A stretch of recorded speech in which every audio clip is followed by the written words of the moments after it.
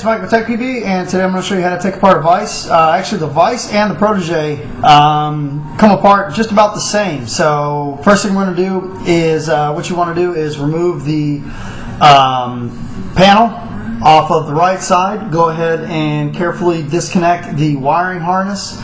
And what you will need to do from there is there's two screws holding the grip frame on. There's one in the back inside here, and there's one in the front. Coincidentally, the screw that is holding the front of the grip frame in also holds the low pressure regulator in place. So when you unscrew the screw out of the bottom, not only will you be able to pull the grip frame away like this, but you will also be able to pull out the low pressure regulator. Now, one of the things that I do recommend you do is go ahead and just thread the screw back inside there. Okay. Now, how you remove the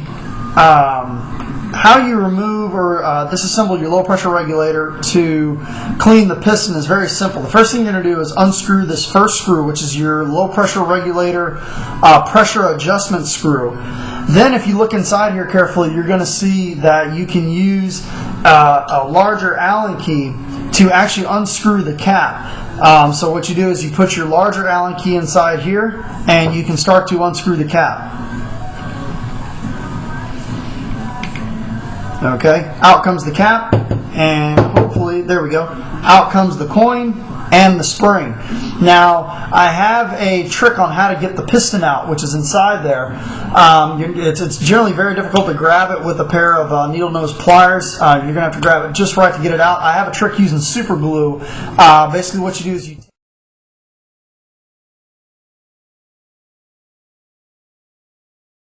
Okay, now on the vise low pressure regulator, I don't know of another way of doing this. I'm sure that, Terry or maybe even Joe can tell me another way of doing this, but one of the hardest things to do is getting the piston out of the low pressure regulator. There's just no way to grab it with the, with a long needle nose pliers. So here's what I do. I take a nail, and I put a drop of super glue on the back of the nail, and then I stick it down inside there and let it sit there for maybe about 5 minutes until it glues. Now with that, you can easily pull out the piston as you see here.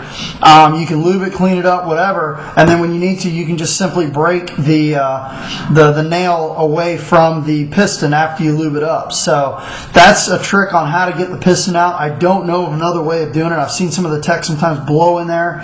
That seems to work. I can't get it to work that way. But basically what I do is I take the piston, put a drop of super glue on the end of a nail, stick it down inside there to the middle part of the piston there, let it glue, and then you can just simply slide it right out, and then you can, once it's out, you just take it and just push it down, and thunk, it just pops right off. So just a very, very small amount of super glue is all it takes to slide this out. You lube this back up again, stick it back in there, and you're all set.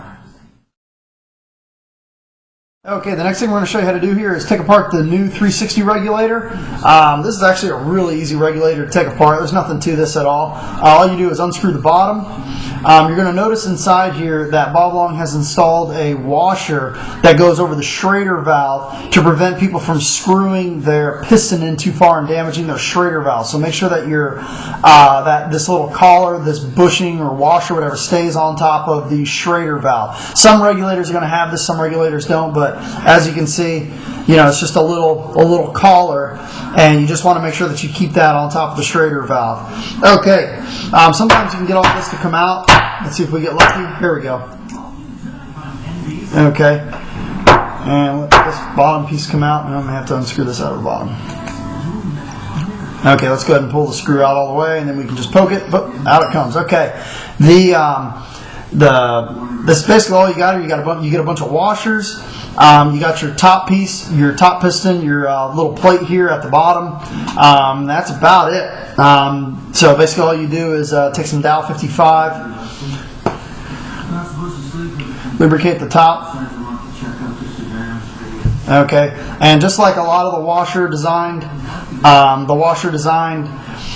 regulators, you're going to start with the bottom piece is going to be facing towards the bottom piece. So you're going to want to have it like an upside down bowl first. So you put that down, go up, down, up, down, up, down, and then up. And then what you do is carefully put the top piece back on there. Make sure it all lines up perfectly. Okay.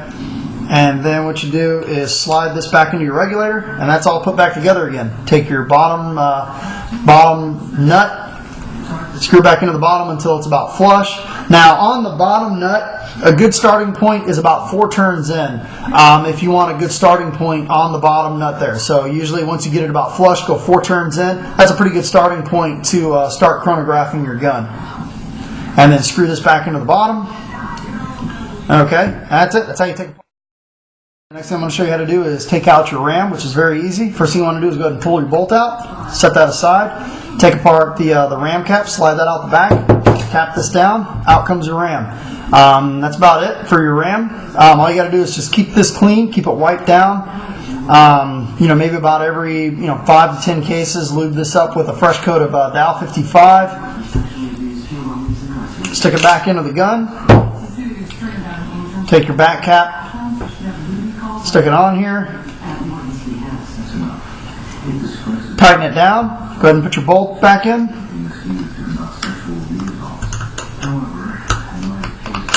That's it. What I'm going to show you really quickly is how to lubricate your poppet. There's actually one screw that goes through your gun. It goes into your port here, through your frame, and into your low pressure regulator. So how you lube your poppet is simply unscrew the front screw, pop off the low pressure regulator, reach inside there, pull out the spring, reach inside there again with a pair of long needle nose pliers, and you can pull out your poppet. This also comes in handy if you're swapping out your poppet for the new low pressure poppet, which really changes the signature of the gun. Pretty much the biggest advantage of going to low pressure poppet is it's going to make your gun a little bit quieter, it's going to use a little bit more air, and it may reduce the recoil a little bit because it is a softer cushion when your gun shoots. So lube up your poppet, go ahead and stick it back down into the gun all the way until it stops. There it goes, you heard it click into place. Then take your low pressure regulator. Now your low pressure regulator has a port. This hole here, this hole needs to be facing down because your screw goes into that hole. So let's go ahead and slide that in. Okay.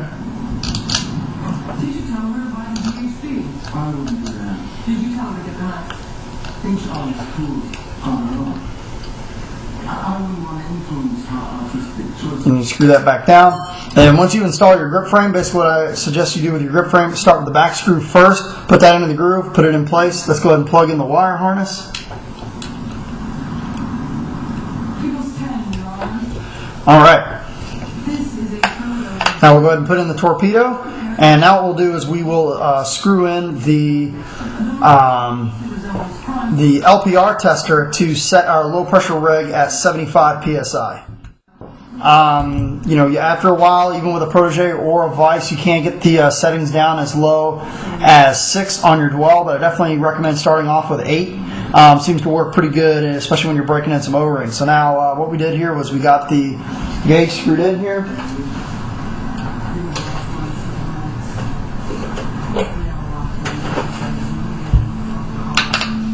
So screwing a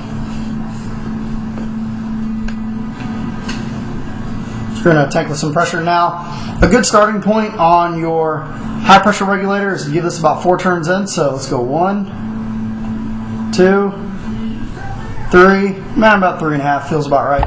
Okay, and then now what we're going to do is we're going to take our low pressure regulator. Now we have it at flush right now, so let's see how many turns we need to get it to 75. Okay, there's 1. We're at about 50. Okay. About 1.5. Looks like about 1.5 turns in from flush got us to about 75. So if you need a good place to start at about 1.5 turns from flush. If you dry fire and it stings your hand, it should be at about 300 feet per second. So let's see. Okay, it stings a little bit, so it should be at about 300 feet per second. And that's about how to take apart a vise. Very